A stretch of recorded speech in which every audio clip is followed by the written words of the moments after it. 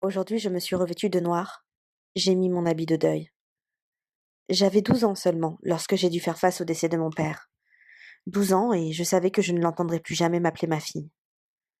J'ai dû apprendre à me construire seule, car lui ressemblant beaucoup, ma mère a fait un rejet de ma personne. Elle s'était auto-persuadée que j'étais la cause de son suicide. J'ai donc grandi avec la culpabilité d'avoir tué mon père et d'avoir fait du mal à ma mère. C'est à mes 19 ans qu'elle a décidé de me délaisser complètement, me refusant même l'entrée de sa maison sous main de prétexte. J'ai dû faire face au décès de mon père, puis à l'abandon de ma mère. Mais aujourd'hui, c'est d'un autre décès dont je veux vous faire part. Celui de ma mère. Celle qui s'est occupée de moi depuis ma tendre enfance, qui m'a bercé d'amour et de conseils. Celle qui m'a vu grandir et m'a appris à devenir une femme, qui m'a accompagnée durant mes grossesses et a vu naître mes enfants. Ses arrière-petits-enfants. Vous l'aurez donc compris. Ce n'est pas de celle qui m'a mise au monde dont je parle, mais de celle qui m'a élevée. La mère de ma propre mère, ma grand-mère. Et pour moi, ma grand-mère, c'est ma mère. Depuis toute petite, je redoutais sa perte. Elle s'en est allée avec une partie de moi-même. C'est un grand vide, une vraie déchirure. Seulement, son absence à jamais, je ne peux que l'affronter. Aujourd'hui, je pense à vous qui me lisez et êtes sûrement accablés par le deuil. Le vôtre ou celui d'un être cher. Peu importe. Vous cherchez sûrement des conseils. Voici ce que je peux vous donner en espérant qu'ils vous seront d'une quelconque utilité. Premier conseil.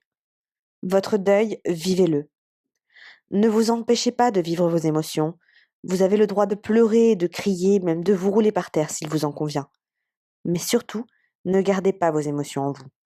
Votre subconscient les refoulerait et vous les ferez ressortir lors de moments peu opportuns. Voilà pourquoi certains souffrent d'angoisse inexpliquée et d'autres finissent par sombrer dans la folie. J'ai refoulé les miennes l'année qui a suivi le décès de mon père. Résultat, j'ai oublié une année entière de ma vie. Je suppose que c'est mon subconscient qui le veut afin de me faire oublier la douleur que j'ai ressentie à cette époque. Croire que l'on a tué son père à 12 ans est un véritable traumatisme pour une enfant. Mon adolescence a d'ailleurs été très chaotique, ainsi que mon rapport avec les hommes durant des années. Deuxième conseil, ne vous créez pas un sanctuaire avec les objets de votre proche décédé. Il est bien de garder un souvenir agréable de la personne qui vient de vous quitter, mais ne gardez pas trop d'objets de cette dernière non plus. Votre cerveau serait sans cesse focalisé dessus sans forcément que vous vous en rendiez compte, et il s'habituerait trop à leur présence malgré l'absence irréversible de votre proche. Vous risqueriez alors de ne pas arriver à vous détacher de ce dernier ou bien de tomber dans un déni. Même si le déni fait partie du processus de deuil, il ne faut pas qu'il vous dure des années. Être sans cesse rappelé par les souvenirs de votre proche ne vous aiderait pas à accepter sa disparition. Je vis maintenant loin de la maison de ma grand-mère. Il y a encore quelques mois, je vivais seulement à 300 mètres de chez elle et je m'y rendais pratiquement tous les jours car j'aimais sa compagnie. Je me dis que si je vivais encore près de son domicile aujourd'hui, je serais souvent confrontée à la réalité. Celui-ci étant vide de sa présence mais rempli de ses biens. Je préfère donc me savoir loin. Je m'occupe l'esprit du mieux que je le peux et je pense librement à elle, sans être sans cesse rappelé par les souvenirs. C'est l'avantage d'un lieu neutre dans ces moments difficiles. Il ne nous ramène pas au passé, alors qu'un lieu rempli de souvenirs nous ramène sans cesse à eux et rallonge le processus de deuil. Troisième conseil. Acceptez que votre vie a pris un nouveau tournant. Servez-vous-en comme d'une force, c'est changer de cap. Faites ce que vous avez toujours voulu faire. Le plus dur dans le deuil, c'est de se dire que plus rien ne sera comme avant, d'accepter que la vie a pris un nouveau tournant, d'accepter que l'on ne verra plus jamais la personne que l'on aimait tant, d'accepter que la mort a cassé nos anciennes habitudes et que nous devons nous en construire de nouvelles.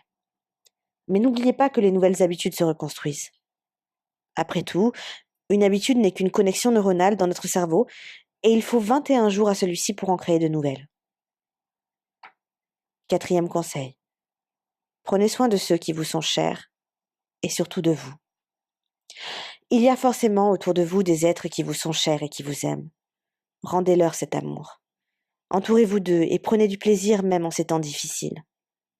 Que serait la vie sans joie et sans rire? J'aime à penser que mon père et ma grand-mère sont devenus des esprits, des consciences qui volent dans un univers parallèle au nôtre et qu'ils peuvent me voir. Ils n'aimeraient sûrement pas me voir effondrée ou dépitée ou perdant de ma bienveillance. C'est pourquoi, en hommage à eux que j'aime tant, je chéris les miens. Je me chéris également. Je continue à me faire coquette et à faire les choses que j'aime et qui me font du bien.